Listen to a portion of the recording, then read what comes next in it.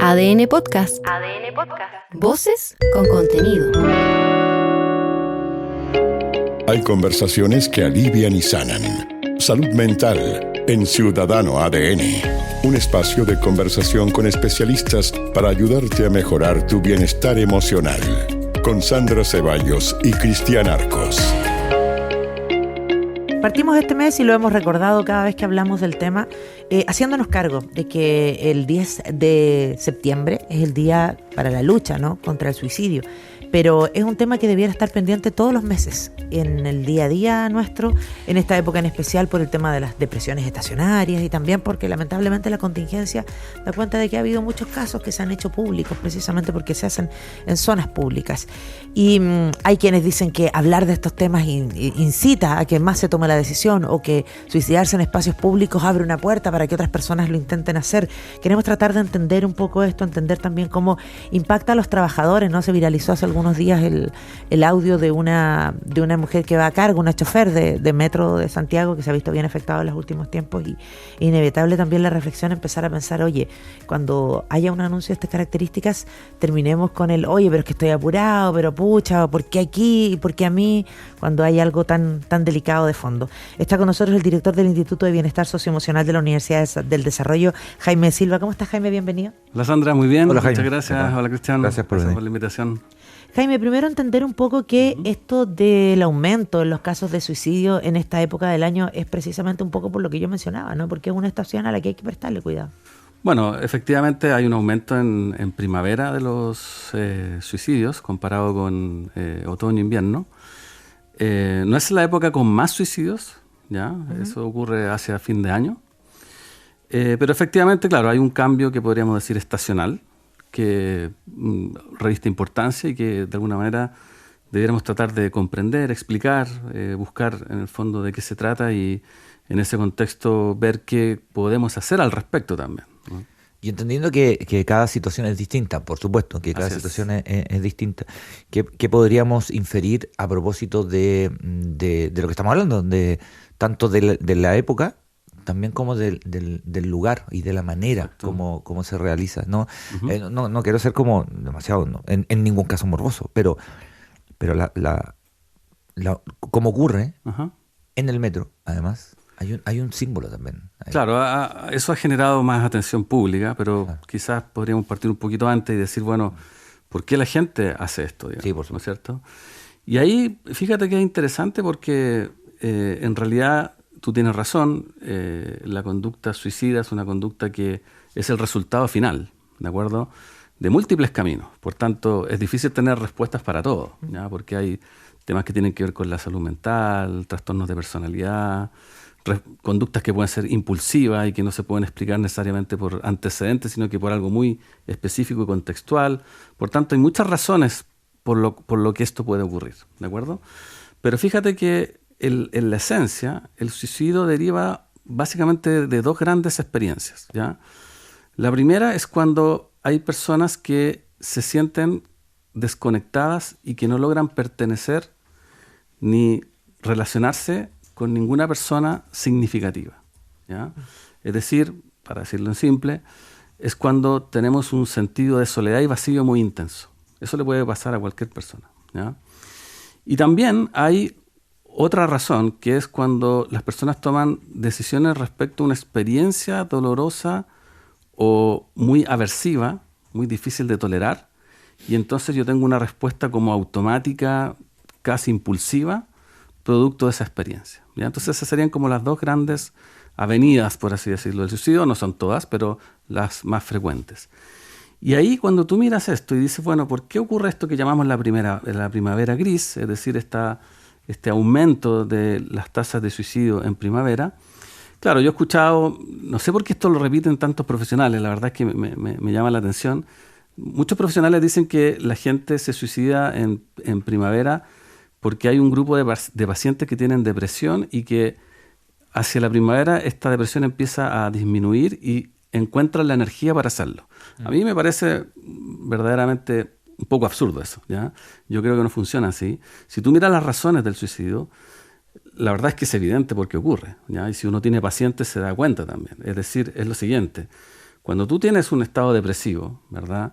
Probablemente uno de los componentes muy importantes del estado depresivo es sentirse solo, es sentirse aislado, es sentir que no tienes apoyo, ¿ya?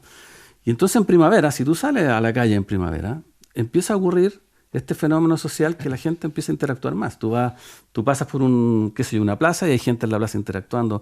Pasas por afuera de un café, hay gente conversando en el café, riendo, socializando. Y entonces la vivencia de estar solo se empieza a acentuar claramente, ¿ya? Entonces, cuando tú miras la dinámica de esto, probablemente es que efectivamente en primavera el salir a la vida social impacta a algunas personas que no tienen esa vida social o que de alguna manera esa vida social les duele, ¿ya? Eso te diría para mí... Lo mismo que con la estación del amor. ¿No es cierto? El 14... Por lo mismo, perdón, Jaime, hablamos de un aumento en las fechas de fin de año. Porque en las fechas de fin de año, claro, son fechas de jolgorio, si se quiere, ¿no? Ahí podemos entenderlo mejor, ¿verdad? Entonces, ahí tiene sentido porque hacia fin de año, en Navidad, ¿verdad? Donde la familia se reúne frente, qué sé yo, a toda esta ceremonia, y Año Nuevo, donde todo esto social se exacerba mucho más, es donde, de hecho, ahí encontramos las tasas más altas. Claro. Bueno, Jaime, de hecho que está presente el tema de la salud mental hace algunos años en nuestro país, que se analiza como crisis, que de hecho hay varios estudios, es innegable. Ahora, no sé si nos estamos preocupando de los fenómenos de suicidio de manera global. Lo digo a partir del metro, porque, por ejemplo, hace algunos días la Federación de Sindicatos de Metro emitió un comunicado, ¿no? Dando cuenta de lo preocupados que estaban por lo que estaba pasando, pero también de alguna manera pidiendo ayuda, porque ellos decían que en este escenario, como se difunde la información, dice, por cada suicidio, gracias a la acción de las y los trabajadores, se evitan 4. Y que en el fondo eso no se destaca, recargan ellos. Y además que muchas veces son ellos quienes tienen que enfrentar la frustración, el enojo, la rabia de los pasajeros que obviamente están detenidos, que van a llegar tarde a sus trabajos y todo lo demás. Sí. ¿Qué pasa ahí con ellos, con ellas? Porque nosotros hace algún tiempo hablamos y nos decían que hay algún tipo de trabajo de la empresa con los trabajadores, pero en términos generales, además, me imagino que le pasó también a la gente de los malls cuando veían un suicidio tras otro. Claro, no, eso efectivamente cabe dentro, cualquier persona que es testigo de esto, obviamente puede generar una experiencia, ¿no es cierto?, que puede ir desde, qué sé yo, una vivencia muy desagradable, dolorosa, hasta un trauma, ¿ya? Por tanto, sin lugar a dudas, esas personas deben recibir ayuda, ¿ya? No es una experiencia cualquiera presenciar un intento o un suicidio propiamente tal.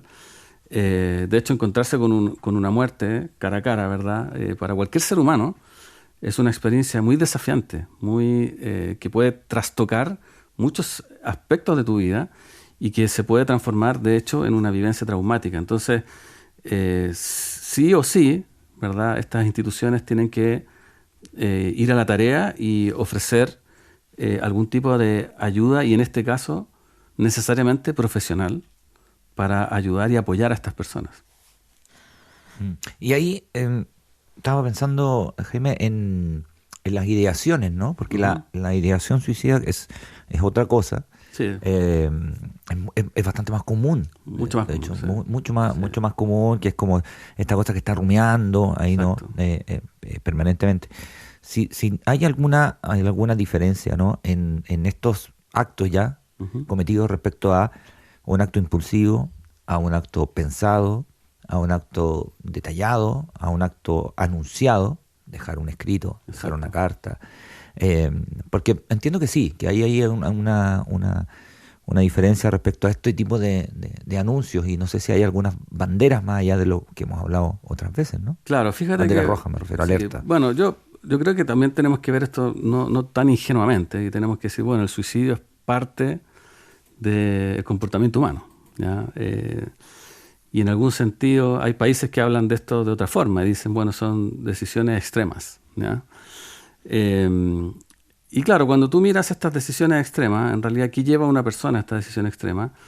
Por supuesto que están los casos que tú mencionas, que son estos casos donde la persona ya no solamente tiene ideas, sino que empieza a hacer planes y luego el plan lo lleva a cabo, ¿verdad? Ahora, no confundamos esto con, como tú muy bien apuntas, con la ideación suicida, imaginarse esto, ¿ya? Porque en realidad la experiencia de querer desaparecer, pongámoslo así, la puede tener cualquiera de nosotros, sí, ¿ya? Cualquiera de nosotros, en un momento donde tú sientes una ruptura afectiva muy intensa, esa sensación te puede invadir, de hecho, ¿ya? Y eso es parte de la vivencia que todo ser humano puede tener como parte de su set de emociones, ¿de acuerdo?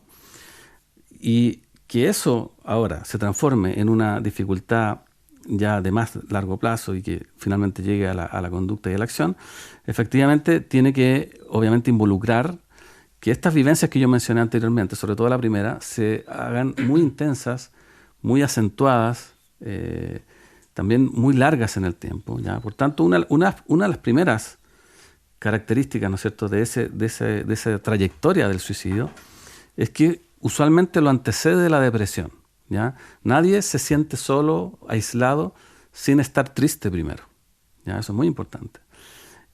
Por tanto, todas las señales de la tristeza, que dicho sea de paso, no son tan fáciles porque no son tan evidentes. A veces la tristeza se enmascaran también. Exacto, a veces la tristeza se enmascara en una falsa alegría o en una agresividad, ¿no es cierto?, que encubre la experiencia de dolor y tristeza.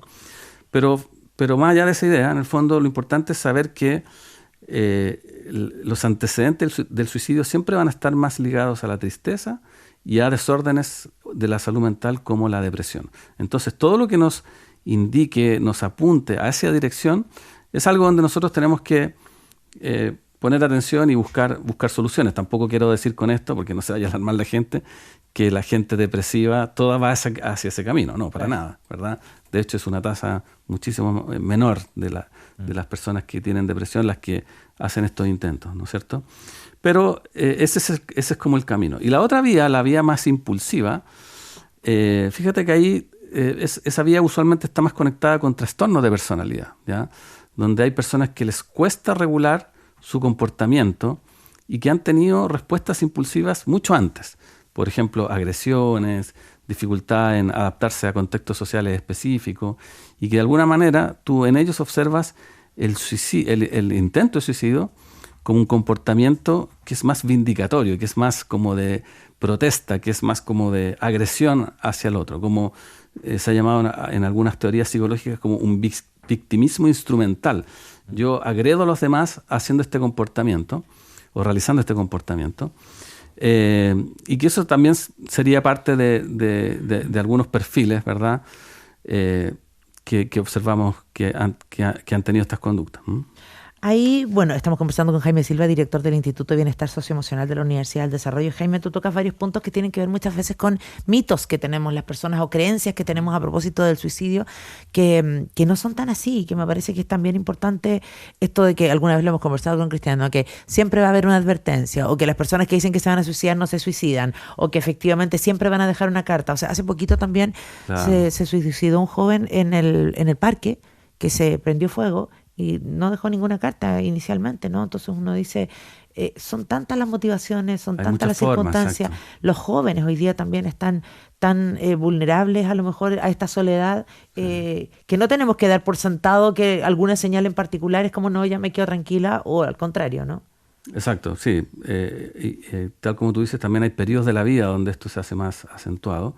Por ejemplo, donde aparecen más problemas de salud mental asociados a la ansiedad y la depresión, observamos esto, ¿ya? Justamente como tú muy bien mencionas, la adolescencia, la adultez temprana, pero también la tercera edad, ¿verdad? Son momentos donde estos desórdenes se hacen más intensos, y en esos contextos también observamos una mayor tasa de suicidio. Entonces, parte de la responsabilidad que tenemos como sociedad es seguir buscando caminos y mejor abordaje, ya sea a través de políticas públicas u otros instrumentos, de los trastornos afectivos en general, diría yo, ¿no?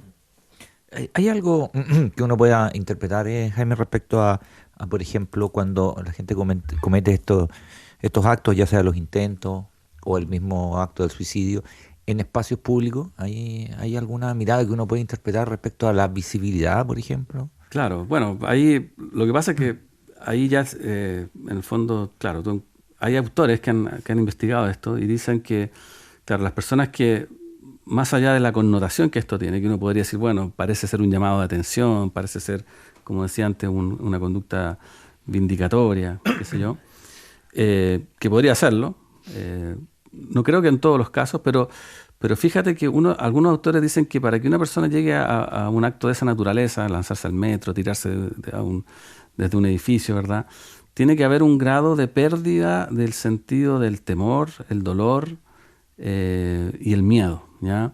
Y que para que eso llegue a ocurrir, en el fondo, este sentido de desconexión tiene que ser tan profundo que la persona ya no tiene como ninguna conexión con cosas tan fundamentales como el miedo, por ejemplo, ¿ya? Entonces, claro, yo diría que eso creo que es uno de los puntos como más profundos de esto, que en el fondo la persona que llega a eso, más allá de por qué llega, en el fondo lo hace a través de una experiencia dolorosa muy grande, ¿ya? Y creo que eso es algo que en el fondo uno pudiera como preguntarse, ¿qué podemos hacer realmente como sociedad frente al dolor, ¿ya? El dolor humano es algo que probablemente hay cosas que como sociedad podemos hacer y otras no. Claro. Por eso yo decía, no podemos ser tan ingenuos. En el fondo, el sufrimiento existe y no todo el sufrimiento la sociedad lo puede detener, por así decirlo, ¿no?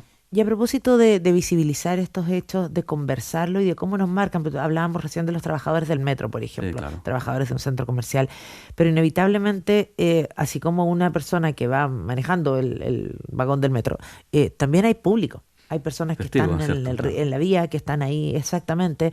Hay personas que les llega esta información y le duele, que son parientes, que conocieron, o personas simplemente que por estar leyendo todas las noticias, o sea, toda la semana o casi todos los días, temas como estos se afectan. ¿Necesariamente debiéramos conversar esto? ¿En qué caso hay que ir a un profesional? O sea, si uno es testigo de esto, si tú eres testigo de un accidente, incluso otras claro, cosas que cualquier tipo de puede tragedia, ser muy ¿no? traumático, ¿ya? Y por tanto, como dije hace un rato, lo importante en esa experiencia es medir, evaluar cuánto uno se siente afectado, porque usualmente estas experiencias traumáticas se reviven mucho. Por ejemplo, tú escuchas un sonido y el sonido se te repite la imagen. Y entonces es algo que puede ser muy invalidante, de hecho, ¿ya? Entonces, por eso es importante ahí, en ese punto, como ustedes dicen, conversarlo en el primer paso, pero usualmente esto requiere un manejo profesional, porque el impacto para un ser humano, de ver a otro ser humano accidentándose, de hecho, no un extremo incluso, puede ser muy grande, ¿ya? Yo he atendido pacientes que, no sé, su hijo ha tenido un accidente, qué sé yo, en bicicleta y que ha tenido una fractura, ponte tú, y que tú podrías decir, mira, eso no reviste ningún... No, pero te queda. Pero la persona queda no solo días ni semanas, sino que muchos meses con esa experiencia que no se la puede... Incluso lo puede manifestar después, ¿no? Y no de bueno, inmediato. como muchas experiencias afectivas luego se puede manifestar no necesariamente contingente al momento, sino que después, ¿no? Pensaba en lo que comentaba Jaime respecto a que el sufrimiento existe como sentimiento, como sensación. Eso es medio inevitable, o sea, inevitable para todos y todas. Y pensaba en hablarnos de si se quiere, prevención, ¿no? Pero el tema del gestionar las emociones. Ajá. Desde muy chica, que aprender, y nosotros también tratar de enseñarnos a gestionar las emociones, y que son variadas. Puede estar la emoción de la alegría, está la emoción de la frustración, y también está la emoción del sufrimiento, porque tenemos hijos, nuestros hijos van a sufrir. De hecho, las emociones la mayor cantidad de emociones está en la dimensión displacentera, no en la placentera. Nuestro sistema emocional está hecho más para percibir en la cosas. paleta, digamos. Exactamente. Pero fíjate que yo creo que tú das un punto muy importante. Nosotros vivimos actualmente en una sociedad, nos tocó vivir en esta etapa, ¿no es cierto?, en la cual hay mucha aversión y mucho rechazo a las emociones displacenteras, ¿ya? Esto, como aquí mismo, en este mismo escenario, yo he dicho, bueno, esto se ha llamado la tiranía de la felicidad, ¿ya? Y eso nos ha hecho perder de vista que en realidad las emociones displacenteras también tienen información, también son una guía para que cada uno de nosotros encontremos aquello que nos hace falta, ¿ya? Por tanto, una sociedad muy organizada en torno para controlar las emociones, para que no se tengan, paradójicamente, es una sociedad que nos ayuda a regular las emociones, ¿ya? Absolutamente. Claro. Las emociones se regulan cuando tú las comprendes. Si tú no comprendes lo que te sucede, es muy difícil regular aquello, ¿ya? Por tanto, uno de los aspectos que, muchos profesionales del área de la salud mental, pero también de la educación y de otras disciplinas, han insistido hace muchos años que, en el fondo, si queremos tener una sociedad resiliente, tenemos que tener una sociedad que tenga una capacidad de abrazar las emociones, pero no en términos poéticos, sino que, bueno, y también, porque la poesía es una gran herramienta de transformación de las emociones. Sí, el arte en general. Sino que la educación emocional tiene que decididamente ser parte de las trayectorias educativas, no solo de la enseñanza básica, sino que a lo largo, yo diría, de toda la vida. De hecho, en las universidades cada vez más se está promoviendo este tipo de contenido y de formación. Bueno, tiene que ser en el día a día, en el ámbito laboral y también en nuestras propias casas, ¿no? Porque hay un cambio cultural ese de ya no llore, calladita se ve más bonita, y todas esas cosas que nos enseñaron cuando chicos ya no corren claramente porque inhabilitaban esa expresión de emociones que es tan necesaria y que no nos hace más vulnerables, sino que nos hace más conocedores de nosotros mismos. Así es. Así que muchísimas gracias, Jaime Silva, director del Instituto de Bienestar Socioemocional de la Universidad del Desarrollo, por haber estado con nosotros. Recordamos que este capítulo, como todos, queda disponible también en Spotify para que puedan conversarlo y ojalá sirva a punto de partida para la reflexión. Muchas gracias. Gracias, Jaime. Salud Mental en Ciudadano ADN está disponible en adn.cl, sección podcast y Spotify. Escúchalo cada semana. Comenta, comparte este podcast y mejora tu salud mental y la de tus cercanos.